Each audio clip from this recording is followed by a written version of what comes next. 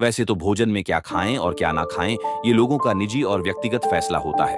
लेकिन यहाँ हिंदू धर्म में कुछ लोग मांसाहार को निषेध मानते हैं और कुछ लोग मांसाहार को मान्यता देते दिखाई देते हैं। आज भी हमें कई जगह देखने को मिलता है कि एक ओर मांसाहार ग्रहण करने वाले शाकाहारियों को घास फूस खाने वाला बताते हैं, तो वहीं दूसरी ओर शाकाहारी लोग मांसाहार खाने वालों को जानवरों पर अत्याचार करने वाला मानते हैं। लेकिन मित्रों, किसी भी बात को आंखें बंद कर मान लेना बुद्धिमान लोगों के लक्षण बिल्कुल नहीं है। इसलिए आइए जानते हैं कि हिंदू धर्म ग्रंथों में मांसाहार और शाकाहार में से कौन सा भोजन उत्तम माना गया है। नमस्कार मित्रों, भक्त शिरोमणि मंदिर चैनल में आपका स्वागत है। हिंदू धर्म में मांस खाना मना है या नहीं, इस संबंध में कई लोगों के मन में भ्रम है और इसका कारण कुछ लोगों के मन में वेदों के विषय में लेकर बैठी शंका है, जिनकी वजह से वे समझते हैं कि वेदों में पशु और मांसाहार आदि का विधान है। लेकिन मित्रों, ये असत्य से ज्यादा कुछ भी नहीं। वेद और पुराण हिंदू धर्म के मुख्य धर्म ग्रंथ हैं। वेदों का सार उपनिषद और उपनिषदों का सार भागवत गीता है। वेदों में पशु हत्या पाप मानी गई है और मांस खाने के संबंध में स्पष्ट मना किया गया है। इतना ही नहीं, वेदों में तो कुछ पशुओं के मांस के संबंध में सख्त हिदायतें दी गई हैं। यजुर्वेद में कहा गया है कि मनुष्यों को परमात्मा की सभी रचनाओं को अपनी आत्मा के तुल्य मानना चाहिए, कि अर्थात जैसे वो अपना हित चाहते हैं वैसे ही वो दूसरों का भी हित करें। वहीं अथर्ववेद में भी कहा गया है कि हे मनुष्यों, तुम चावल दाल गेहूं आदि खाद्य पदार्थ आहार के रूप में सेवन करो, यही तुम्हारे लिए सबसे उत्तम और रमणीय भोजन पदार्थ है। तुम कभी भी किसी नर या मादा से हिंसा मत करो। वहीं ऋग्वेद में बताया गया है कि गाय जगत की माता है और उनकी रक्षा में ही समाज की उन्नति है। मनुष्यों को उनके समान सभी चार पैर वाले पशुओं की रक्षा करनी चाहिए। गीता में मांस खाने या नहीं खाने के उल्लेख की बजाय अन्न को 3 श्रेणियों में विभाजित किया गया है: सत, रज और तम। गीता के अनुसार भोजन से ही मन और विचार बनते हैं। जो मनुष्य सात्विक भोजन करता है उसकी सोच भी सात्विक रहती है। मांस और मदिरा जैसी चीजें तामसिक भोजन कहलाती हैं। इस तरह का भोजन करने वाले अक्सर कुकर्म रोगी, दुखी और आलसी होते हैं। और सात्विक आहार आयु को बढ़ाने वाला और मन को शुद्ध करने वाला और बल, बुद्धि और स्वास्थ्य को तृप्ति प्रदान करने वाला होता है। जब यही शाकाहारी आहार अत्यधिक खट्टा, नमकीन या फिर ज्यादा तेल मसालों के साथ पकाए जाते हैं तो वह राजसी आहार बन जाता है और यह राजसी आहार दुख, शोक एवं रोग उत्पन्न करता है। ठीक इसी तरह गरुड़ पुराण में भी श्री कृष्ण से जुड़ी एक कथा का वर्णन मिलता है।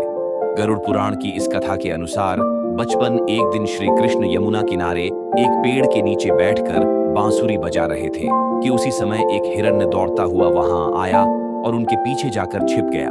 हिरण्य बहुत ही डरा हुआ था। तब श्री कृष्ण ने उसके सिर को सहलाते हुए हिरण्य से पूछा, क्या बात है, तुम इतने क्यों डरे हुए हो? तभी एक शिकारी भी वहां आ पहुंचा और बोला, ये मेरा शिकार है, कृपा करके मुझे इसे दे दे।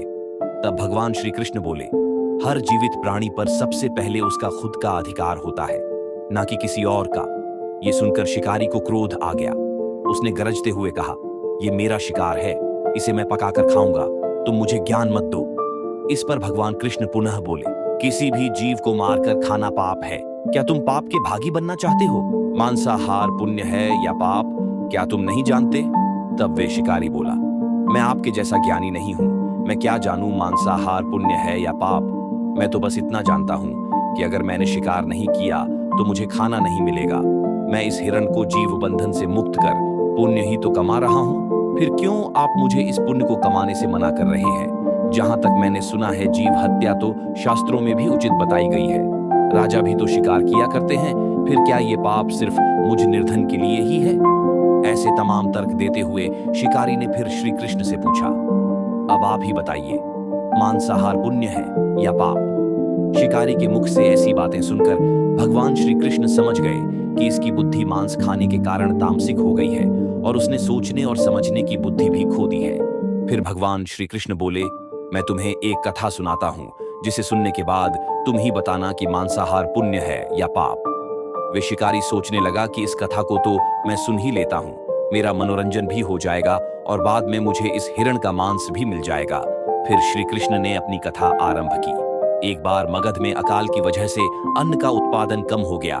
राजा को चिंता सताने लगी कि यदि इस समस्या का शीघ्र ही निदान नहीं किया गया तो संरक्षित अनाज कोष भी खत्म हो जाएगा। इसके बाद संकट और भी भीषण हो जाएगा। इस समस्या से निपटने के लिए मगध के राजा ने तुरंत ही राज्यसभा में अपने सभी मंत्री और छिपे सलाहकारों को बुलाया और सभी से पूछा कि राज्य की इस खाद्य समस्या को सुलझाने के लिए सबसे सस्ती वस्तु क्या है। ये सुन सभी मंत्री सोचने लगे कि चावल, गेहूं, आलू इत्यादि उगाने के लिए बहुत श्रम करना पड़ता है और उसमें समय भी काफी लगता है। ऐसे में तो कुछ भी व्यवस्था नहीं हो सकता।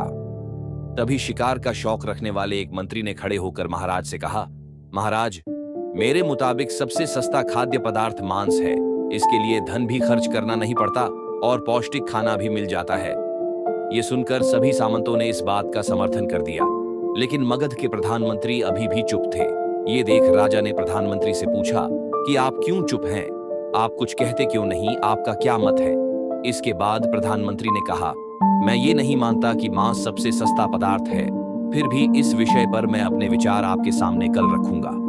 प्रधानमंत्री उसी रात आहार का प्रस्ताव रखने वाले उसी सामंत के घर पहुंचे जिसने ये प्रस्ताव रखा था। सामंत ने इतनी देर रात प्रधानमंत्री को अपने घर आते देख तो वे घबरा गए और किसी अनिष्ट की आशंका से वे कांप गया। प्रधानमंत्री ने कहा, संध्या को महाराज बीमार हो गए, उनकी हालत बहुत ही खराब हो गई है। राजवैद्य ने कहा है कि किसी शक्तिशाली देह का 2 तोला मांस मिल जाए तो राजा के प्राण बचाए जा सकते हैं। आप महाराज के सबसे निकट हैं, इसके लिए आप जो भी मूल्य लेना चाहें वो ले सकते हैं। आप कहें तो इस काम के लिए मैं आपको 1 लाख स्वर्ण मुद्राएं भी दे सकता हूँ। इसके अलावा एक बड़ी जागीर भी आपके नाम कर दी जाएगी। आप केवल हाँ कह दें, मैं कटार से आपके हृदय को चीर कर बस 2 तोला मांस निकाल लूंगा। ये सुनकर उस सामंत के चेहरे का रंग फीका बढ़ गया। वे सोचने लगा कि जब जीवन ही नहीं रहेगा तो लाखों स्वर्ण मुद्राओं का मैं क्या करूंगा और बद्धी जागीर भी किस काम आएगी। वे झटपट अंदर भागा और अपनी तिजोरी से 1 लाख स्वर्ण मुद्राएं लेकर आ गया। मुद्राएं देकर उसने प्रधानमंत्री के पैर पकड़ लिए और गिड़गिड़ाते हुए बोला, महाशय, मैं आपकी 1 लाख स्वर्ण मुद्राओं में अपनी 1 लाख मुद्राएं और मिला देता हूं। इस पैसे से आप किसी और के हृदय का मांस खरीद लें, किंतु मुझे जाने दें।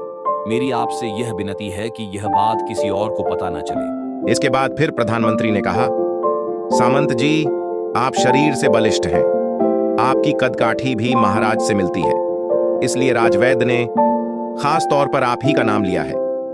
आपके दान से हमारे अच्छे राजा की जिंदगी बच सकती है।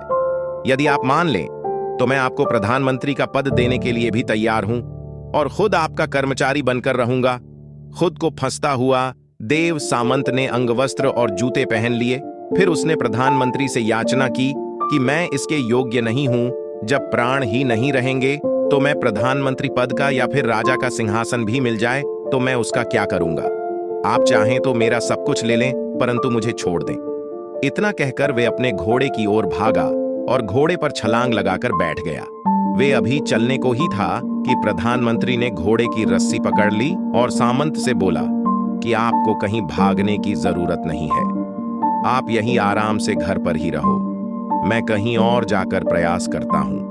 यह कहकर प्रधानमंत्री वहां से चले गए। उसके बाद मुद्राएं लेकर प्रधानमंत्री बारी बारी से सभी सामंतों के घर पहुंचे और सभी से राजा के हृदय के लिए 2 तोला मांस मांगा, परंतु कोई भी राजी ना हुआ।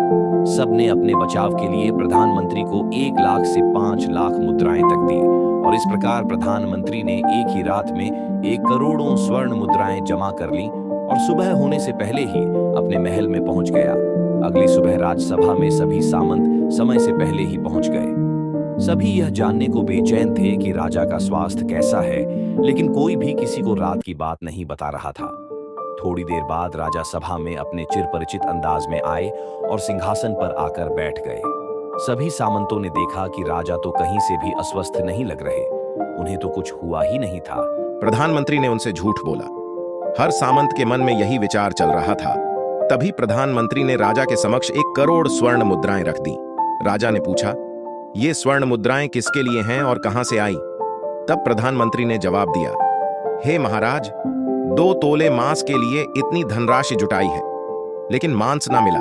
अपनी जान बचाने के लिए सामंतों ने ये मुद्राएं दी हैं। अब आप ही बताइए कि मांस सस्ता है या महंगा? राजा को बात समझ आ गई।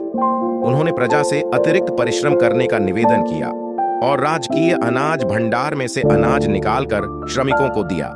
राजा ने तुरंत ही पौष्टिक सब्जियों की खेती का आदेश दिया। सिंचाई की व्यवस्था को भी दुरुस्त करवाया गया।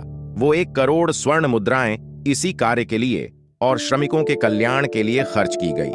साग सब्जी इतनी तेजी से उगी जिससे प्रजा का कल्याण भी हुआ और पौष्टिकता भी मिली। कुछ समय बाद मौसम अनुकूल हुआ और खेत लहलहाने लगी और इस तरह राज्य का खाद्य संकट दूर हुआ।